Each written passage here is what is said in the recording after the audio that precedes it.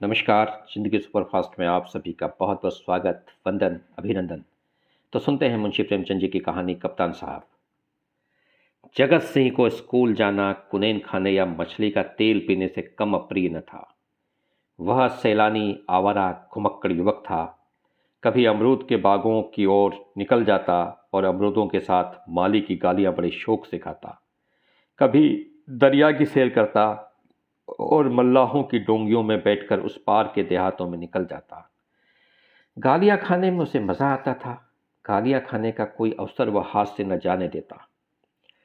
सवार के घोड़े के पीछे ताली बजाना, एक्के को पीछे से पकड़कर अपनी ओर खींचना, बूढ़ों की चाल की नकल करना उसके मनोरंजन के विषय थे। आलसी काम तो नहीं करता, पर दुर्व्यसनों का दास होता है और दुर्व्यसन धन के बिना पूरे नहीं होते। जगत सिंह को जब अवसर मिलता घर से रुपए उड़ा ले जाता था। नगद न मिले तो बर्तन और कपड़े उठा ले जाने में भी वह संकोच न करता था। घर में शीशियाँ और बोतलें थी, वह सब उसने एक एक करके गुदड़ी बाजार पहुंचा दी। पुराने दिनों की कितनी चीज़ें घर में पड़ी थी, उसके मारे एक भी न बची। इस कला में ऐसा दक्ष और निपुण था कि उसकी चतुराई और पटुता पर आश्चर्य होता था। एक बार बाहर ही बाहर केवल कार्निसों के सहारे अपने 2 मंजिला मकान की छत पर चढ़ गया और ऊपर ही से पीतल की एक बड़ी थाली लेकर उतर आया। घर वालों को आहट तक न मिली। उसके पिता ठाकुर भक्त सिंह अपने कस्बे के डाकखाने के मुंशी थे। अफसरों ने उन्हें शहर का डाकखाना बड़ी दौड़ धूप करके दिया था, किंतु भक्त सिंह जिन इरादों से यहाँ आए थे उनमें से एक भी पूरा न हुआ। उल्टी हानि यह हुई कि देहातों में जो भाजी साग उपले ईंधन मुफ्त मिल जाते थे वे सब यहाँ बंद हो गए।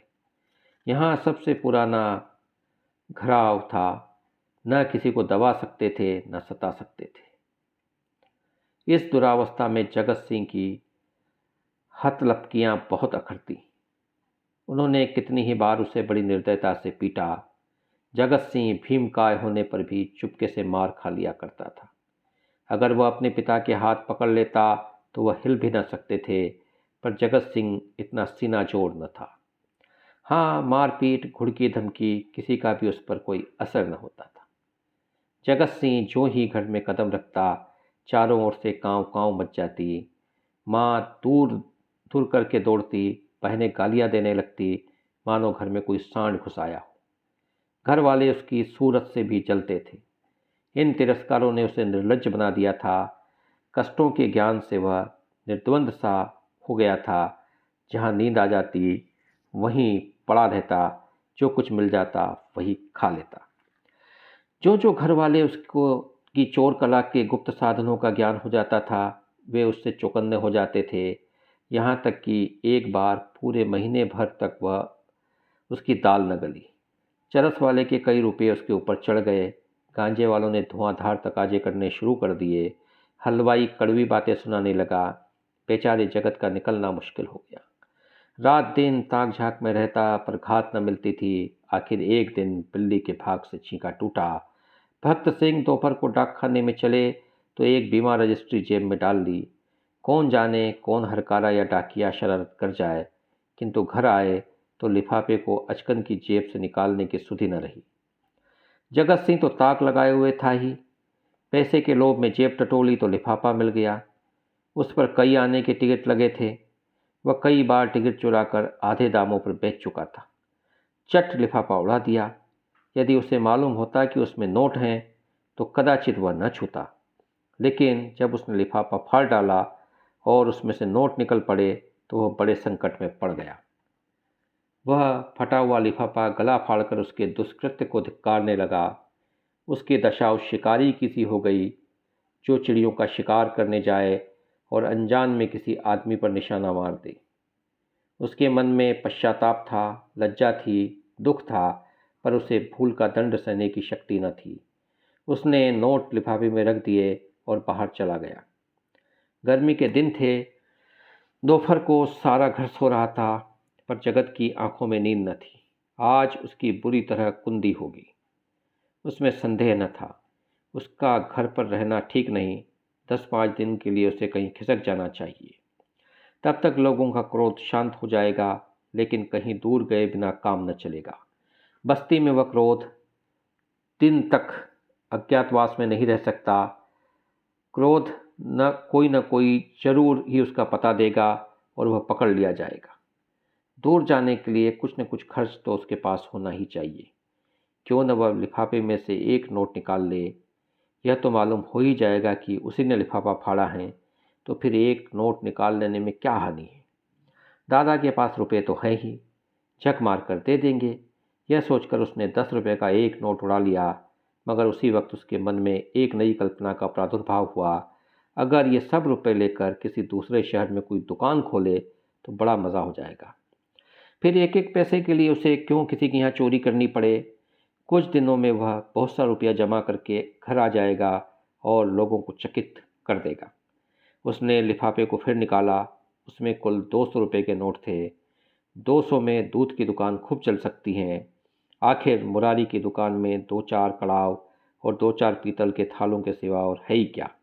लेकिन कितने ठाठ से रहता है। रुपये की चरस उड़ा देता है। एक एक दाव पर 10-10 रुपये रख देता है, और नफ़ा न होता तो वह ठाठ कहाँ से निभाता।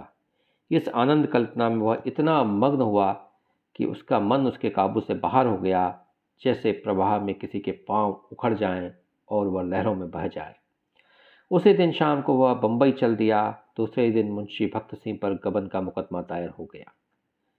बम्बई के किले के मैदान में बैंड बज रहा था और राजपूत रेजिमेंट के सजीले सुंदर जवान कवायद कर रहे थे। जिस प्रकार हवा बादलों को नए नए रूप में बनाती और बिगाड़ती है, उसी भांति सेना नायक सैनिकों को नए नए रूप में बना और बिगाड़ रहा था। जब कवायद खत्म हो गई तो एक छरहरे डील का युवक नायक के सामने आकर खड़ा हो गया। नायक ने पूछा, क्या नाम है? सैनिक ने फौजी सलाम करके कहा, जगत सिंह। क्या चाहते हो? फौज में भर्ती कर लीजिए। मरने से तो नहीं डरते? बिल्कुल नहीं, राजपूत हूँ। बहुत कड़ी मेहनत करनी पड़ेगी, इसका भी डर नहीं। अदन जाना पड़ेगा, खुशी से जाऊंगा। कप्तान ने देखा भला का हाजिर जवाब मन चला हिम्मत का धनी जवान है, तुरंत फौज में भर्ती कर लिया। तीसरे दिन रेजिमेंट अदन को रवाना हुआ, मगर जो जो जहाज आगे चलता था जगन का दिल पीछे रह जाता था। जब तक जमीन का किनारा नजर आता रहा, वह जहाज की डेक पर खड़ा अनुरक्त नेत्रों से उसे देखता रहा। जब वह भूमि तट जल में विलीन हो गई तो उसने एक ठंडी सांस ली और मुंह ढाँप कर रोने लगा। आज जीवन में पहली बार उसे परिजनों की याद आई। वह छोटा सा कस्बा, वह गांजे की दुकान, वह सैर सपाटे, वह अच्छे हृदय के मित्रों का जमघट आंखों में फिरने लगा। कौन जाने फिर कभी इनसे भेंट होगी या नहीं। एक बार वह इतना बेचैन हुआ कि जी में आया पानी में कूद पड़े। जगत सिंह को अदन में रहते हुए 3 महीने गुजर गए। भांति भांति की नवीनताओं ने कई दिन तक उसे मुक्त किए रखा, लेकिन पुराने संस्कार फिर जागृत होने लगे। अब कभी कभी उसे स्नेही माता की याद आने लगी, जो पिता के क्रोध, बहनों का धिक्कार और स्वजनों के तिरस्कार में भी उसकी रक्षा करती थी। उसे वह दिन याद आया जब एक बार वह बीमार पड़ा था। उसके बचने की कोई आशा न थी, पर न तो पिता को उसकी कुछ चिंता थी, न बहनों को। केवल माता थी, जो रात की रात उसके सिरहाने बैठी अपनी मधुर स्नेहमयी बातों से उसकी पीड़ा शांत कर रही थी। उन दिनों कितनी बार उसने उस देवी को नित्य रात्रि में रोते देखा था। वह स्वयं रोगों से जीर्ण हो रही थी, लेकिन उसकी सेवा में वह अपनी व्यथा को ऐसे भूल गई थी मानो उसे कोई कष्ट ही न हो। क्या उसे माता के दर्शन फिर होंगे? वह इसी शोभ और निराश में समुद्र तट पर चला जाता और घंटों अनंत जल प्रवाह को देखा करता। कई दिनों से उसे घर पर एक पत्र भेजने की इच्छा हो रही थी, किंतु लज्जा और ग्लानि के कारण वह टालता जाता था। आखिर एक दिन उससे न रहा गया। उसने पत्र लिखा और अपने अपराधों के लिए क्षमा मांगी। पत्र आदि से अंत तक भक्ति से भरा हुआ था। अंत में उसने इन शब्दों में अपनी माता को आश्वासन दिया था, माता जी, मैंने बड़े बड़े उत्पात किए हैं, आप लोग मुझसे तंग आ गए थे। मैं उन सारी भूलों के लिए सच्चे हृदय से लज्जित हूँ और आपको विश्वास दिलाता हूँ कि जीता रहा तो कुछ न कुछ करके दिखाऊंगा। तब कदाचित आपको मुझे अपना पुत्र कहने में संकोच न होगा। मुझे आशीर्वाद दीजिए कि अपनी प्रतिज्ञा का पालन कर सकूं। यह पत्र लिखकर उसने डाकखाने में छोड़ा और उसी दिन से उत्तर की प्रतीक्षा करने लगा। किंतु 1 महीना गुजर गया और कोई जवाब न आया। उसका जी घबराने लगा। जवाब क्यों नहीं आया? कहीं माताजी बीमार तो नहीं हैं? शायद दादा ने क्रोधवश जवाब न लिखा होगा। कोई और विपत्ति तो नहीं आ पड़ी? कैंप में एक वृक्ष के नीचे कुछ सिपाहियों ने शालिग्राम की एक मूर्ति रख छोड़ी थी। कुछ श्रद्धालु सैनिक रोज उस प्रतिमा पर जल चढ़ाया करते थे। जगत सिंह उनकी हंसी उड़ाया करता, पर आज वह विक्षिप्तों की भांति प्रतिमा के सम्मुख जाकर बड़ी देर तक मस्तक झुकाए बैठा रहा। वह इसी ध्यानावस्था में बैठा था कि किसी ने उसका नाम लेकर पुकारा। यह दफ्तर का चपरासी था और उसके नाम की चिट्ठी लेकर आया था। जगत सिंह ने पत्र हाथ में लिया तो उसकी सारी देह कांप उठी। ईश्वर की स्तुति करके उसने लिफाफा खोला और पत्र पढ़ा। लिखा था, तुम्हारे दादा को गबन के अभियोग में 5 वर्ष की सजा हो गई है। तुम्हारी माता इस शोक में मरणासन्न है। छुट्टी मिले तो घर चले आओ। जगत सिंह उसी वक्त कप्तान के पास जाकर कहा, हुजूर, मेरी माँ बीमार है, मुझे छुट्टी दे दीजिए। कप्तान ने कठोर आंखों से देखकर कहा, अभी छुट्टी नहीं मिल सकती, तो मेरा इस्तीफा ले लीजिए। अभी इस्तीफा नहीं लिया जा सकता। मैं अब एक क्षण भी नहीं रह सकता, रहना पड़ेगा।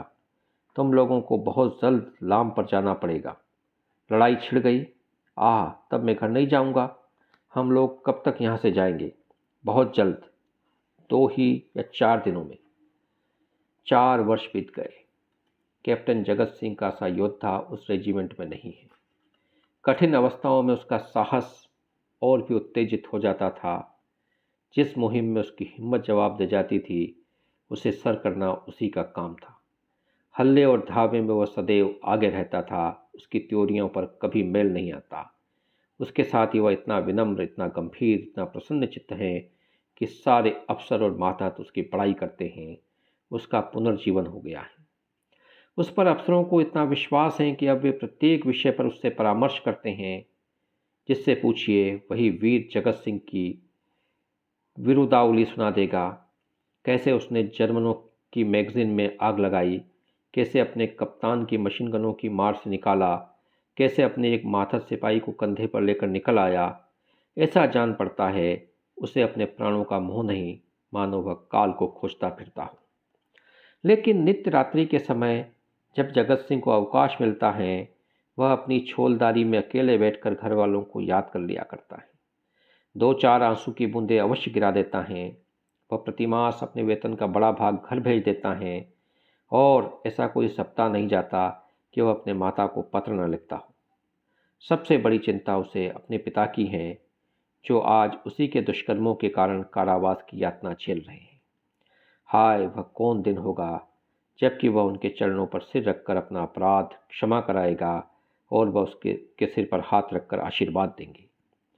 4.25 वर्ष बीत गए। संध्या का समय है। नैनी जेल के द्वार पर भीड़ लगी हुई है। कितने ही कैदियों की मियाद पूरी हो गई। उन्हें लिवा जाने के लिए उनके घर वाले आए थे, किंतु बूढ़ा भक्त सिंह अपनी अंधेरी कोठरी में सिर झुकाए उदास बैठा हुआ है। उसकी कमर झुककर कमान हो गई, देह अस्थि पंजर मात्र रह गई। ऐसा जान पड़ता है किसी चतुर शिल्पी ने एक अकाल पीड़ित मनुष्य की मूर्ति बनाकर रख दी है। उसकी भी मियाद पूरी हो गई, लेकिन उसके घर से कोई नहीं आया। आए कौन? आने वाला था ही कौन? एक बूढ़ा किंतु हष्टपुष्ट कैदी ने आकर उसका कंधा हिलाया और कहा, कहो भगत, कोई घर से आया? भक्त सिंह ने कंपित स्वर में कहा, घर पर है ही कौन? घर तो चलोगे ही। मेरा घर कहाँ है? तो क्या यहीं पड़े रहोगे? अगर ये लोग निकाल न देंगे तो यहीं पड़ा रहूँगा। आज 4 साल के बाद भगत सिंह को अपने प्रताड़ित निर्वासित पुत्र की याद आ रही थी, जिसके कारण जीवन का सर्वनाश हो गया, आबरू मिट गई, घर बर्बाद हो गया। उसकी स्मृति भी असहाय थी। किंतु आज निराश और दुख के अथाह सागर में डूबते हुए उन्होंने उसी तिनके का सहारा लिया न जाने उस बेचारे की क्या दशा हुई। लाख बुरा है तो भी अपना लड़का है। खानदान की निशानी तो है, मरूंगा तो 4 आंसू तो बहाएगा, 2 चुल्लू पानी तो देगा। हाय, मैंने उसके साथ कभी प्रेम का व्यवहार नहीं किया। जरा भी शरारत करता तो यमदूत की भांति उसकी गर्दन पर सवार हो जाता। एक बार रसोई में बिना पैर धोए चले जाने के दंड में मैंने उसे उल्टा लटका दिया था। कितनी बार केवल जोर से बोलने पर मैंने उसे तमाचे लगाए थे। पुत्र सा रत्न पाकर मैंने उसका आदर न किया। यह उसी का दंड है। जहाँ प्रेम का बंधन शिथिल हो, वहाँ परिवार की रक्षा कैसे हो सकती है। सवेरा हुआ, आशा का सूर्य निकला। आज उसकी रश्मियाँ कितनी कोमल और मधुर थीं। वायु कितनी सुखद, आकाश कितना मनोहर, वृक्ष कितने हरे भरे, पक्षियों का कलरव कितना मीठा। सारी प्रकृति आशा के रंग में रंगी हुई थी। पर भक्त सिंह के चारों ओर घोर अंधकार था। जेल का अफसर आया। कैदी एक पंक्ति में खड़े हुए। अफसर एक एक का नाम लेकर रिहाई का परवाना देने लगा। कैदियों के चेहरे आशा से प्रफुल्लित थे। जिसका नाम आता वह खुश खुश अफसर के पास जाता, परवाना लेता, झुककर सलाम करता और तब अपने विपत्ति काल के संगियों से गले मिलकर बाहर निकल जाता। उसके घर वाले दौड़कर उससे लिपट जाते। कोई पैसा लौटा रहा था, कहीं मिठाइयाँ बंटी जा रही थी, कहीं जेल के कर्मचारियों को इनाम दिया जा रहा था। आज नरक के पुतले विनम्रता के देवता बने हुए थे। अंत में भक्त सिंह का नाम आया। वह सिर झुकाए आहिस्ता आहिस्ता जेलर के पास गए और उदासीन भाव से परवाना लेकर जेल के द्वार की ओर चले, मानो सामने कोई समुद्र लहरें मार रहा हो। द्वार से बाहर निकलकर वह जमीन पर बैठ गए। कहाँ जाए। सहसा उन्होंने एक सैनिक अफसर को घोड़े पर सवार जेल की ओर आते देखा। उसकी देह पर खाकी वर्दी थी, सिर पर कारचोबी साफा, अजीब शान से घोड़े पर बैठा हुआ था। उसके पीछे पीछे एक फिटन आ रही थी। जेल के सिपाहियों ने अफसर को देखते ही बंदूकें संभाली और लाइन में खड़े होकर सलाम किया। भक्त सिंह ने मन में कहा, एक भाग्यवान वह है जिसके लिए फिटन आ रही है और एक अभागा मैं हूँ जिसका कहीं ठिकाना नहीं। फौजी अफसर ने इधर उधर देखा और घोड़े से उतरकर सीधे भक्त सिंह के सामने आकर खड़ा हो गया। भक्त सिंह ने उसे ध्यान से देखा और तब चौंक कर उठ खड़े हुए और बोले, अरे बेटा जगत सिंह। और जगत सिंह रोता हुआ उनके पैरों पर गिर पड़ा। तो हमने अभी मुंशी प्रेमचंद जी की कहानी कप्तान साहब सुनी और कैसे एक व्यक्ति का हृदय परिवर्तन होता है और जीवन में एक का क्या, पुत्र का भी और पिता का भी, तो जो संबंध होते हैं वे किस प्रकार अपनी महत्वपूर्ण भूमिका निभाते हैं और एक छोटी सी घटना आपके जीवन को बदल करके रख देती है। जब उसे यह महसूस होता है कि उसने जो किया वो अपराध है, अपने पिता के जेब से चोरी करके, उनके लिफाफे से सरकारी राशि का गबन करके, और जब पिता जेल से निकलने वाले थे तब उन्हें यह एहसास हुआ कि उन्होंने पुत्र को प्राप्त करने के पश्चात भी उसकी जो परवरिश की वह ठीक ढंग से नहीं की। तो जो कुछ उनके पुत्र का हाल हुआ या जो पुत्र ने किया वह कहीं न कहीं उनके भूलों का परिणाम था। तो इस कहानी को सुनने के दौरान लगभग 20 मिनट आप इस सफ़र में हम सफ़र रहें। मैं आशा करता हूँ कि ये कहानी आपको पसंद आई होगी। और एक छोटा सा निवेदन, यदि आपको कहानी पसंद आए तो कृपया इस चैनल को सब्सक्राइब कर दें। इन कहानियों को आप अपने मित्रों के साथ शेयर करें ताकि हमारी भाषा का भी संवर्धन हो, लोगों को अच्छी बातें सुनने को मिले, अच्छी कहानियाँ सुनने को मिले और जीवन में एक जो संदेश देने वाली चीज़ें हैं, सकारात्मक चीज़ें हैं, जीवन में परिवर्तन लाने वाली चीज़ें हैं, वह समाज तक पहुँचे। तो इसी प्रयास का यह चैनल एक हिस्सा है। तो एक बार फिर आप सभी का बहुत बहुत धन्यवाद, बहुत बहुत शुक्रिया। प्रणाम।